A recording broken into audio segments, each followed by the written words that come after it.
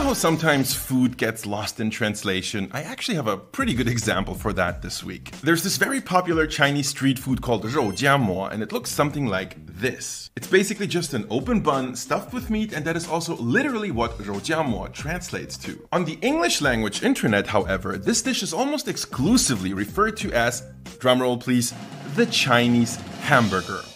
And I have a huge problem with that. Because yes, while we all know that burgers come in about 1 million different styles, the one thing they all have in common is a patty. No patty, no burger. Look, I actually found this really good video about it on a Chinese YouTube channel called 但是这个 and in this video, you can clearly see that a classic 肉夹馍 is made from braising pork belly in soy sauce and spices for a really long time until it gets super tender. And then there's this kind of traditional bun called 百吉馍, which they used to make in clay ovens back in the day. And so they take this tender meat, chop it up real fine, and then they stuff it into the bun, and that is your 肉夹馍. Sometimes they actually also add some green peppers and cilantro into the bun, which I personally really like. So yes, this is supremely delicious stuff. I used to get quite a lot of these back when I lived in China. The problem here is no patty, no burger. But you know what? I believe we can change that. And that is exactly what I want to attempt today. Let's make an actual hamburger that's inspired by a classic Chinese 肉夹馍and see if it's any good. So this is actually going to be a pretty easy recipe. We don't even need all that many ingredients. I tried to get all the things we need to hit the crucial flavor notes, but yes, I did take some creative liberties, and I think we might have found some shortcuts. First of all, let's talk about this. These are different Chinese spice mixes you can use for braising stuff. They're all different, but they're also kind of similar, to be honest. You will be able to find these at an Asian grocery store.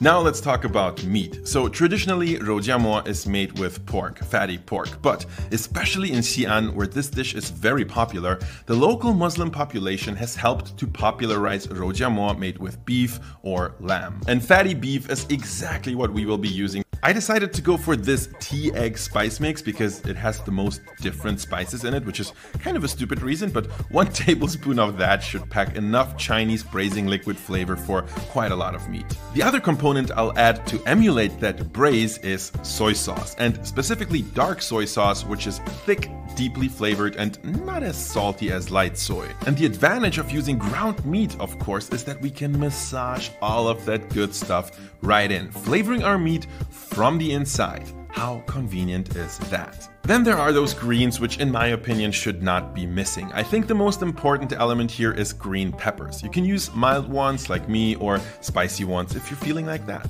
The only important thing in my version here would be to chop them up nice and fine. My goal is to eventually make something like a salsa out of these. I also got a few stalks of scallions and a whole bunch of coriander and also chopped those up very finely. If you're one of those folks who can't stand cilantro, for this recipe I'd actually suggest subbing in Thai basil instead. I think that could taste really good.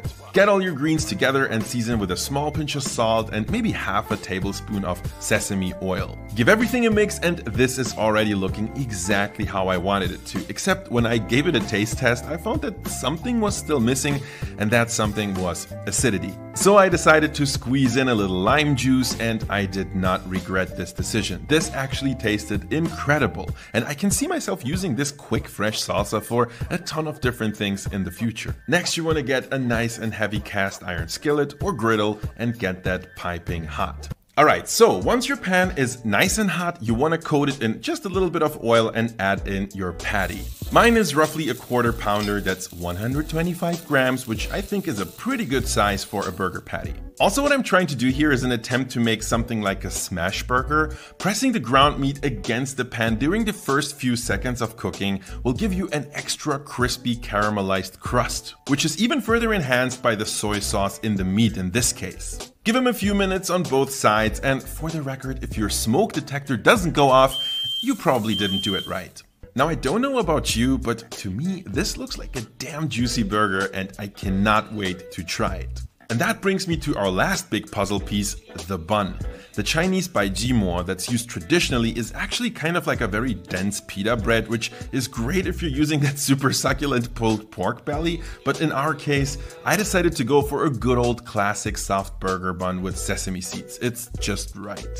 I was also too lazy to toast this in a skillet, so I went for a torch, which I don't think I can recommend. It felt like I was charring the burger bun rather than toasting it. But now let's finally assemble our肉夹馍 burger. So to amp up the flavor, I'm starting with chili crisp. I actually think I OD'd on Laoganma, so I gotta say I think I like them even more. Yeah. Then I also added a layer of mayo because this burger will definitely need some lubrication.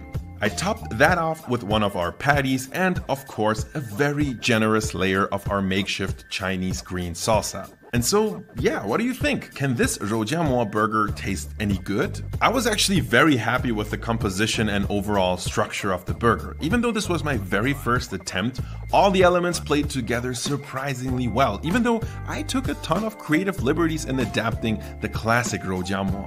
But still, what this burger really did achieve is to actually remind me of a classic Chinese street food style 肉夹馍. The Chinese braising spice mix in the patty did indeed work, and in combination with the salsa and even the chili crisp, I think this is something that could make 肉夹馍 lovers from all over the world pretty happy, and that really truly deserves to be called a Chinese hamburger, if you ask me. Would I make this again? You know what? I think yes, I would. Why not? I think what we achieved today is, proof of concept, but if you have any improvement ideas, which I'm sure there could be a ton, make sure to leave them in the comments below. To me, the thing I'm missing the most here is something that I love about burgers, which is cheese, but for this burger, I can't see cheese working, but that might be a problem for another day. Thanks for watching, guys.